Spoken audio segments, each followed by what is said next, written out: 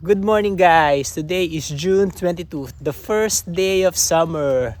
It's officially summer here in Canada. Woohoo! So ongoing pa rin yung FIFA World Cup dito sa Canada.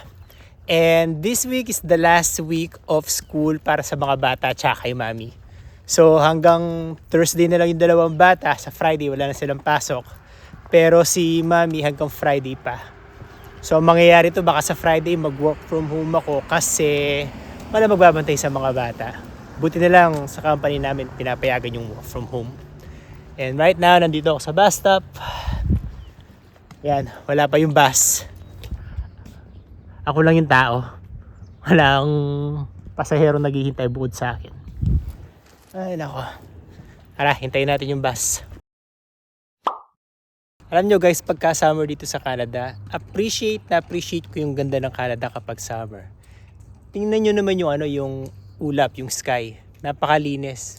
Walang mga clouds, blue na blue. Tapos tingnan nyo kung gaano kalinis sa area namin. Walang kadumi-dumi, di ba? Tapos tingnan nyo yung mga bahay. Kaganda ng mga bahay. Para ka nakatira sa village sa Pilipinas, sa mga high-end village sa Pilipinas. So pagka-summer ang ginagawa namin, time check pala. It's only 7 o'clock in the morning. Pero nagsisimulang tumaas yung araw, 5 o'clock pa lang. So kapag summer, maagang sumisikat yung araw, alas 5, 4:30 may araw na. Tapos kapag gabi naman, alas 9 doon lumulubog yung araw. So, kapag summer talagang ini-enjoy ng mga Canadian yung outdoors kasi napakaraming puntahan. Kami ni Mami pagka hapon nagwo-walking kami. Kung Sabado Linggo naman, kung morning person ka, pwede ka maglakad-lakad, pwede ka mag-biking, pwede ka mag-jogging. Ganito kaganda yung mga nadadaanan mong lugar.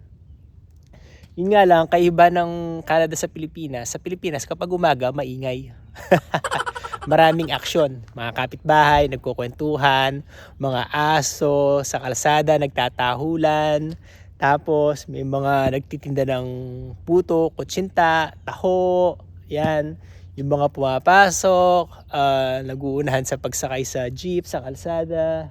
Walang ganun dito sa Canada. So, yun yung mga nakakamiss sa Pilipinas na ma-appreciate mo lang kapag wala ka na sa Pilipinas. And at the same time, pag nandito ka naman sa Canada, ito yung mga bagay na ino-offer ng Canada na ma-appreciate mo na wala sa Pilipinas. So, best of both worlds. May mga bagay na hinahanap ko sa Pilipinas na wala dito sa Canada. May mga bagay naman na nakikita ka dito sa Canada na wala naman sa Pilipinas. Ito na ang bus natin. Tara na. Ano yan naman? So guys, nandito tayo sa Costco ngayon. Tara, samahan nyo ako. Malingki tayo sa Costco. Let's go. Yeah. I'm like an addict, do I gotta have it. I ain't even playing, got a really bad habit. If it moves, gotta grab it. Fuse like a magnet, lose, won't have it till I'm doomed in a casket. I ain't playing, got a weird mind. If you work 8 hours, I'ma work 9. If the shoot tastes sour, you should taste mine. I'ma stay in power for a long time. Get up, nah, I ain't a quitter.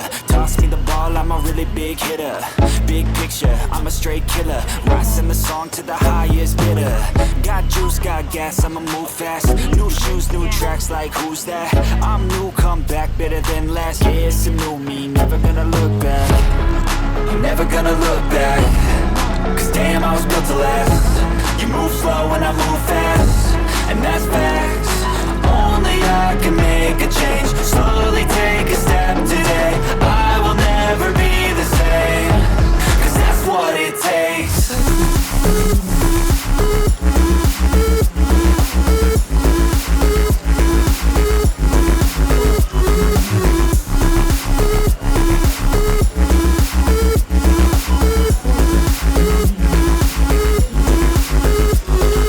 I take shots to the top, I'll get it. I got one life, I'ma do all to win it. I do what's right, pushing till I fall. I'm slipping to get back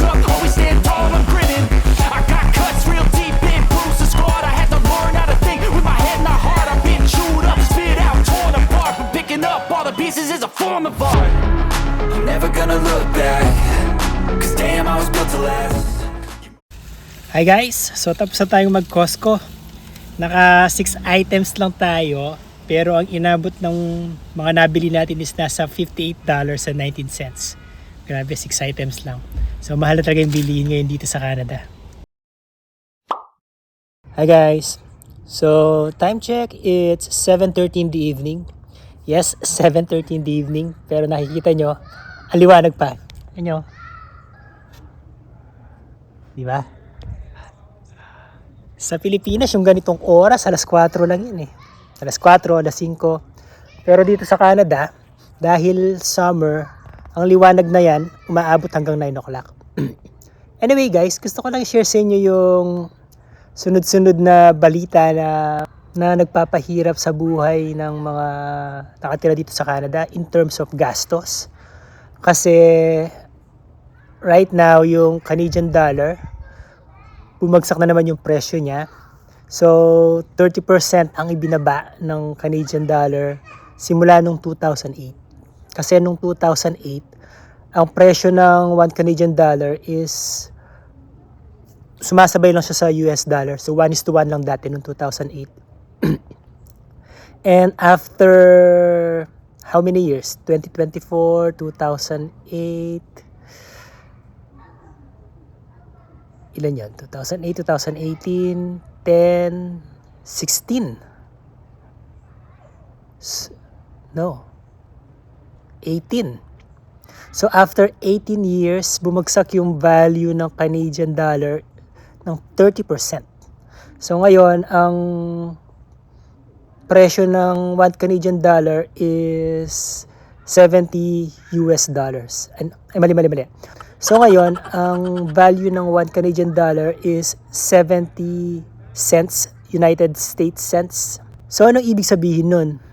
Well, unang-una, bumaba na naman yung purchasing power ng Canadian dollar.